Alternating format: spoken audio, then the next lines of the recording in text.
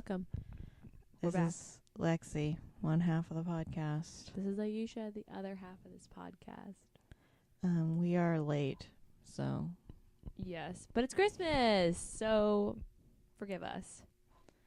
so we're continuing on to the Under the Mistletoe collection, and this week is Merriment and Mayhem by Alexandria Bellefleur. Bellefleur, yeah. That's right. Okay, so I was a little worried when we first started these, because we read the first two, like, back to back, and then I read the third one shortly after, and I was like, oh no, are these going downhill? And I'd like to say that I was pleasantly surprised. This one was good. Yeah, I think so. Better than the last one. The elf one was weird. Which made no sense. This one was way better, in my opinion. I thought that the last one was so strange, but this is better, for sure. Okay, so where should we start? Tropes? Meet cute. Yeah, this is a good meet cute. This isn't really tropey. He saves her? Is that a trope? He saves her multiple times. So damsel in distress? Mm-hmm. Small town. Yeah, small town. Time frame, I feel like, should count as one, because she's supposed to be leaving. Mm-hmm. He falls first? Yeah. Insta-lust? Yeah. She eats your book.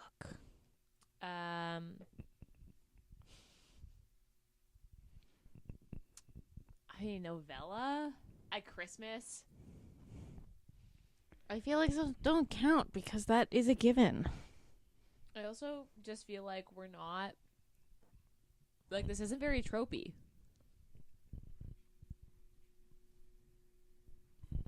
No.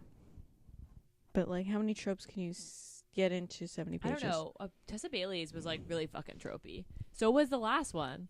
Was it? Yeah, it was, like, small bed or one bed, forced proximity. Well, there's no bed, so. Okay. So then, I'm trying to think where I want to start. What were their names? Oh, here, I'll read the back of the book first. Let's see here. This is almost as long as the book. This Christmas, a hot fireman makes a holiday rescue and sparks fly in this funny, sexy holiday short story by best-selling author Alexandria Bellefleur. When Everleigh Dangerfield, first of all... Everleigh? Yeah. You said Everleigh. Okay. Everleigh Dangerfield. Baking disaster necessitates a call to 911. Firefighter Griffin Brantley douses the flames in the kitchen. But the ones he stokes in Everleigh are an entirely different story. Unfortunately, Everleigh's only visiting and doesn't do casual hookups, no matter how smoldering the temptation. But Everleigh's holiday mishaps have just begun, and Griffin is seemingly always on call. If Everleigh is game for a change of plans, he can give her the merriest Christmas of her life. I mean, it explains what's going on in the book. Pretty much. The meet cute's funny. Let's talk about the meet cute. So, she almost burns her kitchen down. Literally. Yeah. And he comes in and puts the fire out. Yeah. Or she puts it out just as they get there. Yeah, and there's smoke everywhere. And they're like, are you good? She's like, yeah, just embarrassed. And they're like, yeah, you should be. Oh, and then she fell. She was, like, in her socks. But he caught her. Yeah. Because she was, like, standing on the counter being like, fire! In a moment of panic. He's cute. Yeah. I liked the meet cute. I thought that was really fun. I feel like that's what made this whole story work, was the meet cute. Because then shortly after that, he, like, asks her out, and she's like, no, I don't do casual. And he's like, all right. And then leaves. And then shortly after that, she falls off the roof. She doesn't fall. Well, she almost falls off the roof. She's And hanging from the roof. They have to come once again and save her, like 2 days later. Yeah. All because she's literally hanging by the gutter.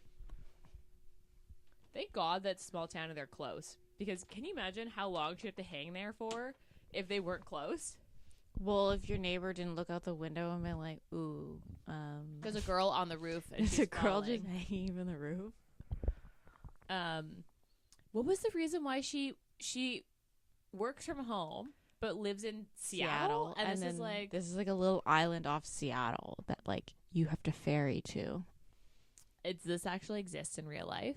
Yeah, didn't we read that in what's that teacher book we read last year?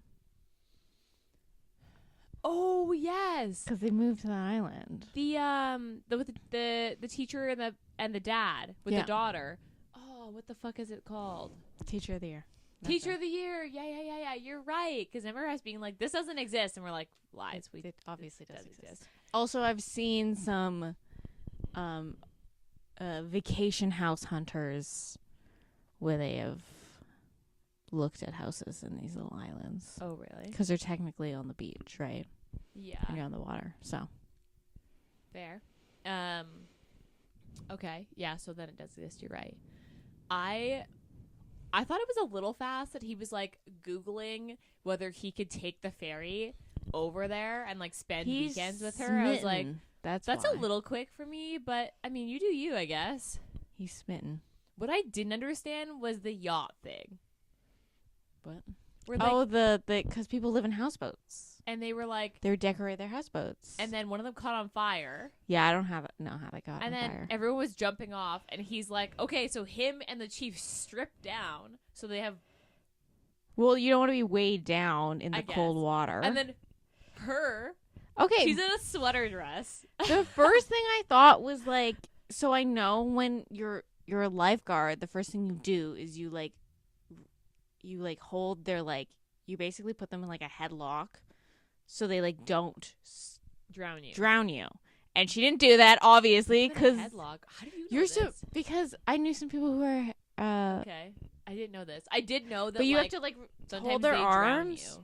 You have to hold their arms, and you basically, like, put them in a headlock with their arms. Oh. So then they don't, like, flounder and, like, hit you. Because then you're going down with them. Right, because then they panic. Yeah. Okay. So... First thing when she grabbed her, I was like, "Oh, she about to get fucking hit." Also, she jumps in. She watches them strip out of their clothes, and then goes.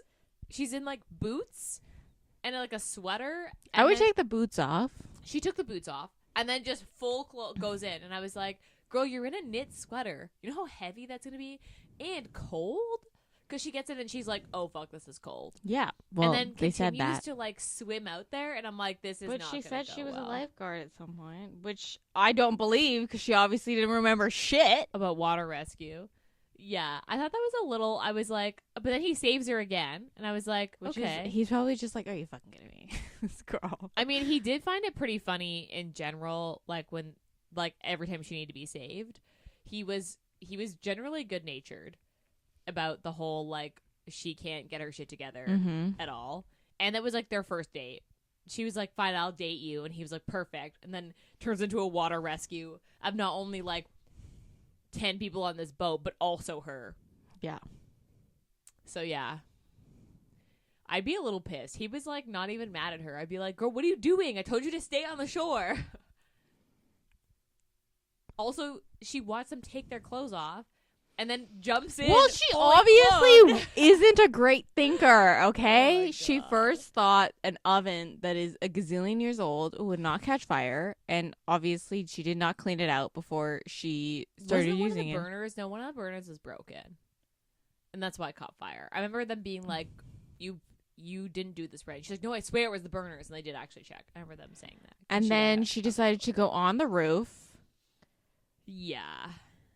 With no form of like spotter, and then didn't her ladder just fall over, or her ladder was too short or something?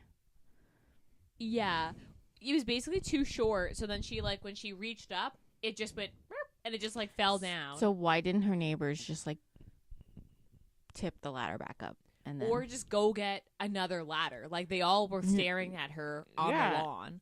They could have. She must have like the upper arm strength, like ridiculous upper arm strength. I mean, or your adrenaline is so high that you're like, But it's all a 2-story house. Can you imagine hanging from this window right now? Okay, That's but fucking far, dude. This is a 3-story house. Okay. Because you're counting the garage. That's ground floor. I mean, I she doesn't guess have a so. garage in this house. It's a 2-story house. Guess, This is a 3-story still, house. That seems Okay? pretty fucking far. I mean, obviously yes, but if it's this or hang until someone, Wasn't it snowy too, or yeah, no? that's why she fell. I was like, I don't know. I just feel like if I was a neighbor, I'd be calling 911, and then I'd be like, "Where's my ladder? Can I get a ladder underneath you so you can like?" Instead, they all just were staring at her from the fucking. Well, obviously, nosy neighbors only go so far, right? And then the fire truck shows up and just is like this, as the ladder from their truck like extends out and he can grab her. I mean, that's probably so embarrassing. Yeah. I'd be like, I can't live in this town because the fire department's been at my house 2 days in a row, and everyone knows that. So I think it was a little like of a rash decision to like move to this town. But I guess if you work from home, like it's not like you're in any rush to go. and it's also like she kind of technically has this house for free. True. And she's saying most of her income is going towards rent. Yeah, she did say that. So if she just decided, you know what, I'm going to, even if it was like, you know what, I'm going to save a little bit of money. I'm going to move in while I clean up the house. And that's like a couple months rent. And then if it doesn't work out with the hot firefighter, then you just fucking move back to Seattle. I guess that's true. I mean, yeah, because it's like, what, an hour boat ride? Yeah. And he was doing shift work, so he was like, well, I get like 4 days off, 4 days on. Mm-hmm. So I'll just like spend 4 days with you in the city. A little presumptuous, but sure. His name was Griffin, which I thought was interesting because I have never, it seems like a really obvious romance name, but I've never read another book with a guy named Griffin in it that I can think of at least. Yeah. I don't know. I did wish the sex scene was less glossed over because it was kind of glossed over. It's 50 pages, Ayesha. I know, but still, I was like, this could have been. I don't know. She's also freezing to death. What are you talking about? See, but then girl, They didn't warm. shower. They didn't warm her up. No, they didn't. They just were like, I guess if you're already undressed, then No, because I mean, her. I guess if she's like not, she didn't go to the hospital, which she probably should have went to the hospital. But he's a firefighter. So if his firefighter friends said she's fine, I'd be like, I guess she's fine. all right. But yeah, they didn't even warm her up at all, and like it was December. I feel like, although people cold plunge, I guess. See, but people cold plunge in Vancouver, and we're like, Yeah, but you don't almost drown when you cold plunge. I mean, You don't get Also knocked true. in the head. and also you have a change of clothes so that you're, can warm Yeah, back you're up. deliberately in a bathing suit. I guess that's true. Okay, what was your favorite part?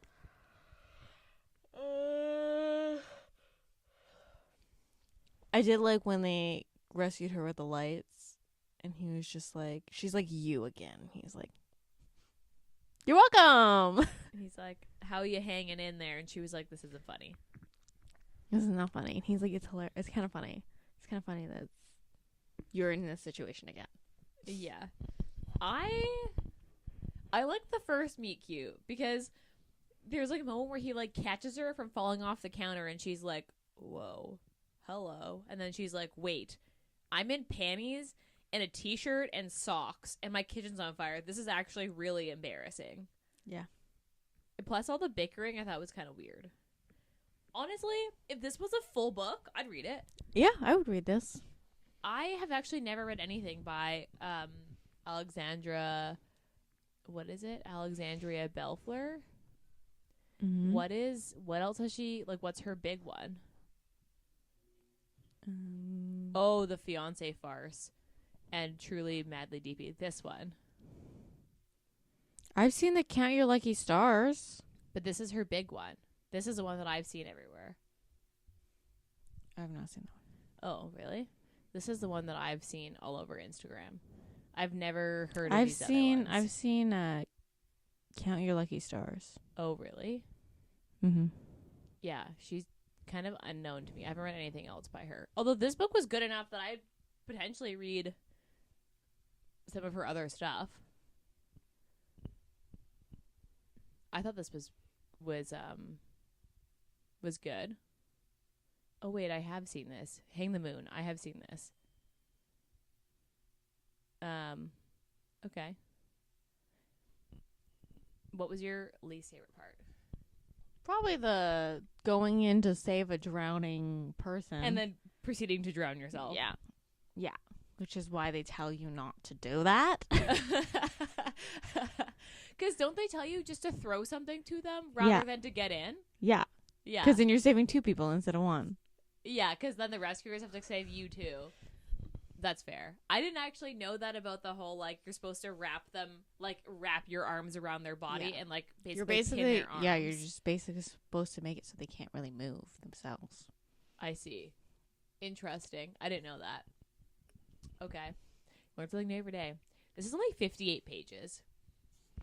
It was a good 58 pages.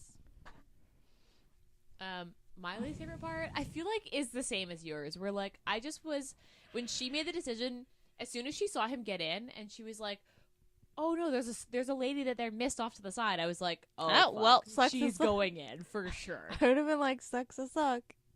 Like, I'd be 100%. I'd point to I'd be like, "Over here."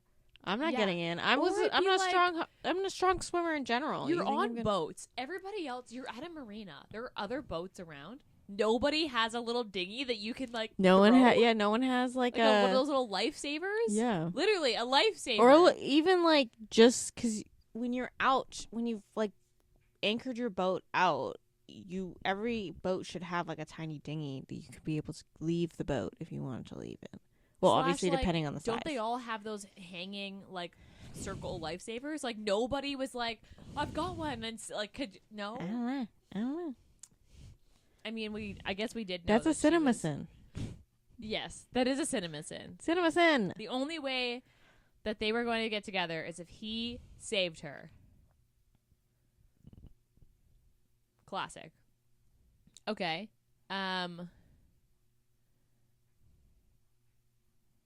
Interesting. So then, what? So far, okay. Every time. Well, so far? Actually, I'll ask you this again. What's your star rating? I give this a 4. Okay, I give this a 4 too.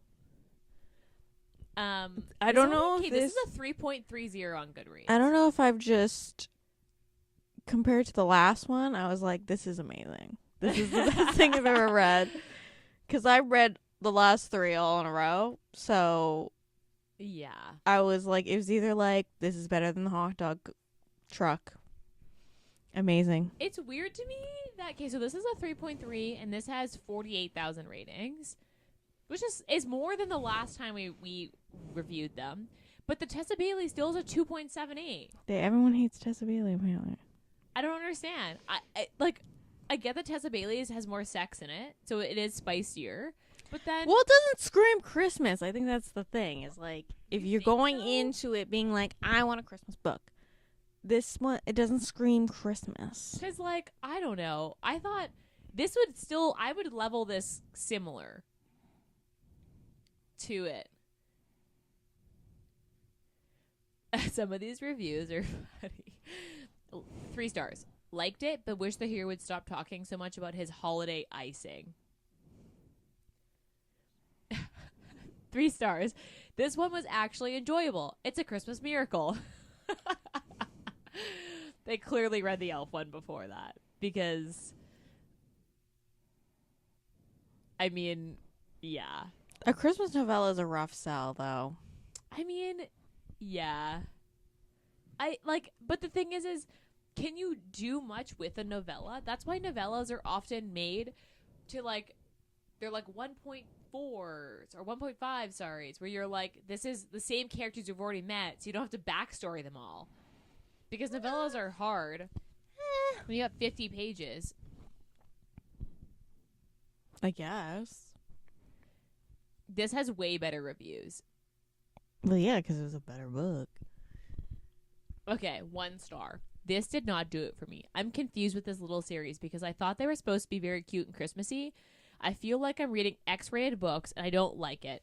It goes 0 to intense smut with 0 warning, and that's just not my thing. Girl, first of all, I think you should look at the authors first, because if you did not know, if you've never read a Tessa Bailey and you read that, it's on par for Tessa Bailey. You're going in like purposely blind. I think that might be on you. I have never read an Alexandria Bellefleur, but I know her books are spicy. So I mean, I feel like you kind of like, maybe you went into this because you're reading Allie Hazelwood? Because the Allie Hazelwood, I feel like her book is a classic Allie Hazelwood where you still get like very glazed over sex. But if you, I don't know. These are supposed to be high smut. I think that's just the point. Okay.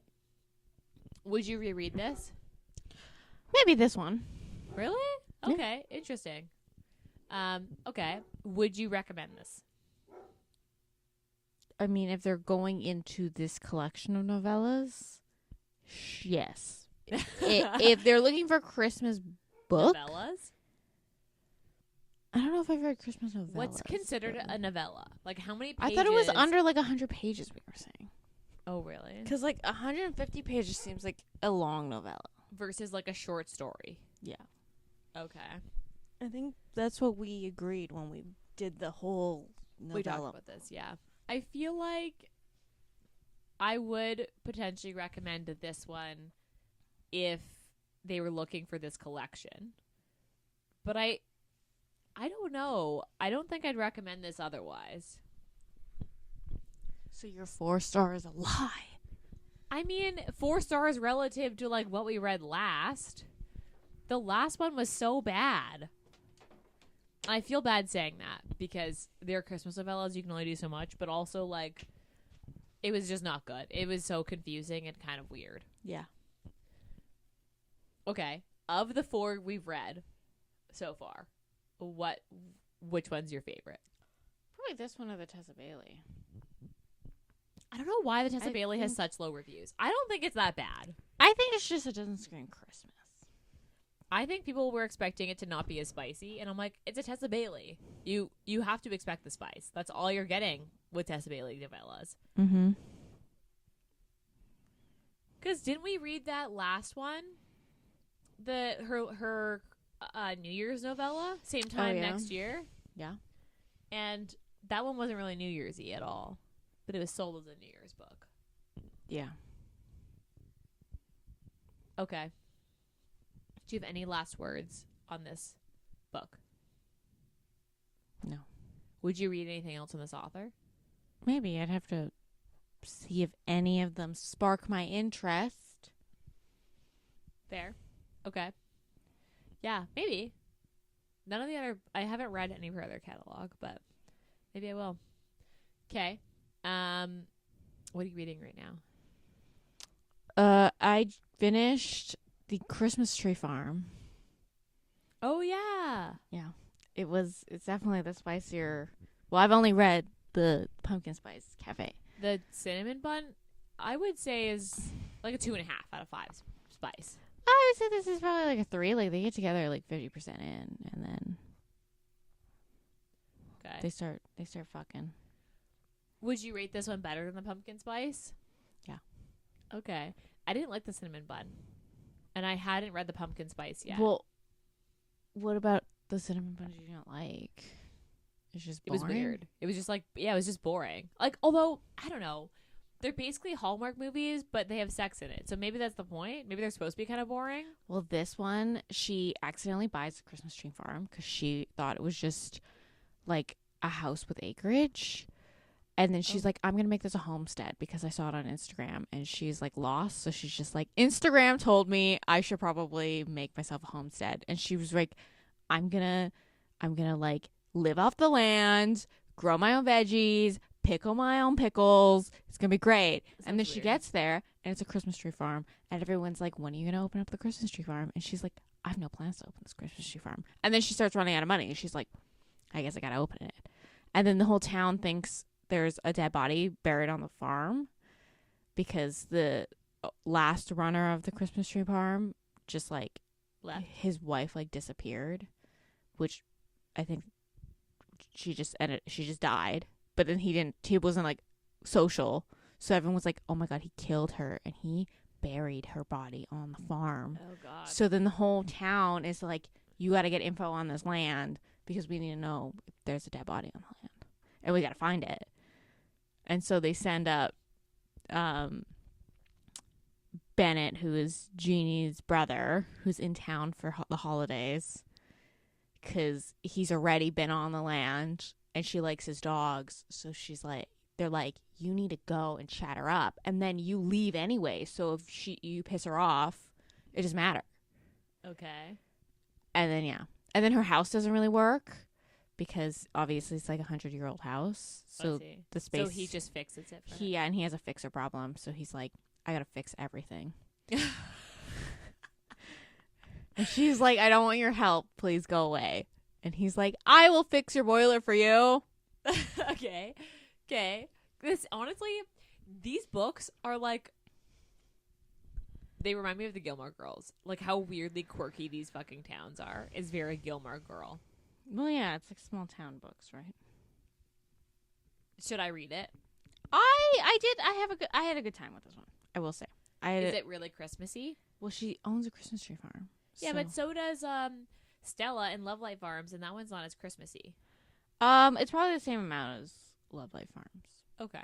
Like it happens, but spicier. It like happens in the period of like after Thanksgiving, leading up to like just past New Year's. Okay.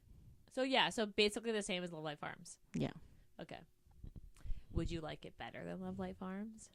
I haven't read Love Light Farms in a while, but probably just because I'm not a huge fan of Friends to Lovers. But Love Light Farms is like one of my favorites. But also this one you get 2 POVs instead of 1. So I guess that's true. Dual POVs are way better in my opinion. Okay. Noted. Maybe I'll try it. What did I just finish? I'm reading a Christmas book. What's it called? It is by something Quinn. Faye Quinn, You Can Count on Me. It's one of the Christmas Daddies series. What? One of them's a single dad. Okay. It's cute. Okay. I feel like I should have read book. I didn't read book 1. I just skipped book 2 because I was just kind of like, I read through the tropes and I was like, I like this trope better.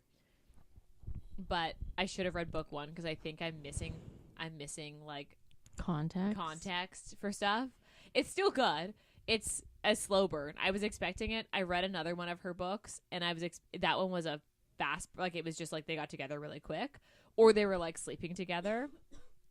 It was like a paranormal book and I assumed this one was going to be a fast burn. It is not a fast burn because I'm 60% in and they haven't had sex yet.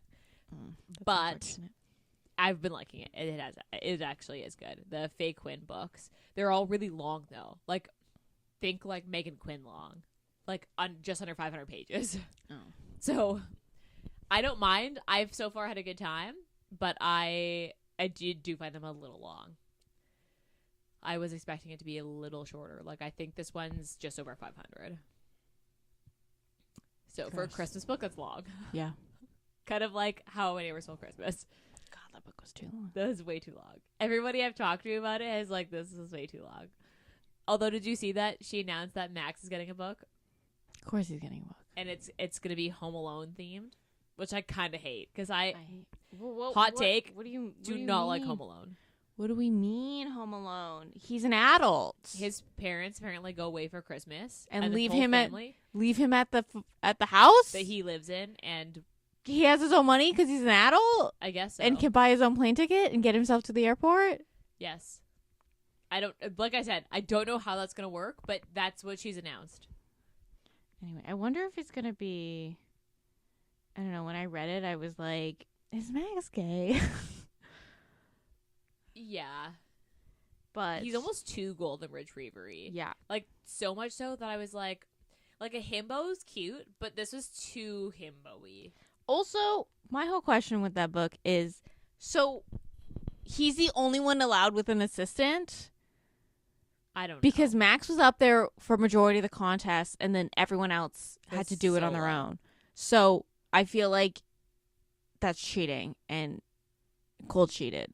I never even questioned that until you said it, but yeah, you're right. I don't know why That's he got cheating. assistant. Nobody else did. Because the town still thinks he's depressed. Yeah, probably. Yeah.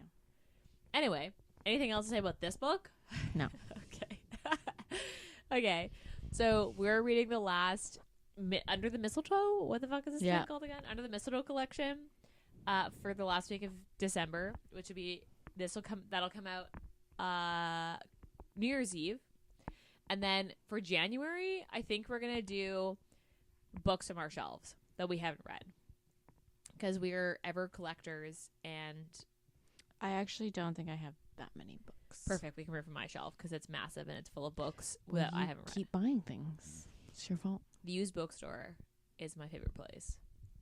I give a book a second chance. To die on your shelf? No, it lives with me. No, because it's gonna die, and then if it's good, you're going to leave it on your shelf, and then one day you're like, I gotta clean up my shelf. I haven't read this one. Toss. Yeah, but then it lives in a nice warm home instead of at some like bookstore. Are you calling bookstores dingy? It depends on the bookstore, I guess. Anyway, moving on. So that's what we're doing for January. Okay, so on that note, rate, review, and subscribe to our podcast. We really appreciate when you do. It helps us because people find us that way. It helps Spotify and Apple Podcasts recommend us. And yeah, rate, review, and subscribe. We also have a YouTube channel. Our YouTube channel is like way more engaging than any of other listening apps. So thank you if you're here from YouTube. And that's all I've got. So we'll be back in your ears next week. Bye.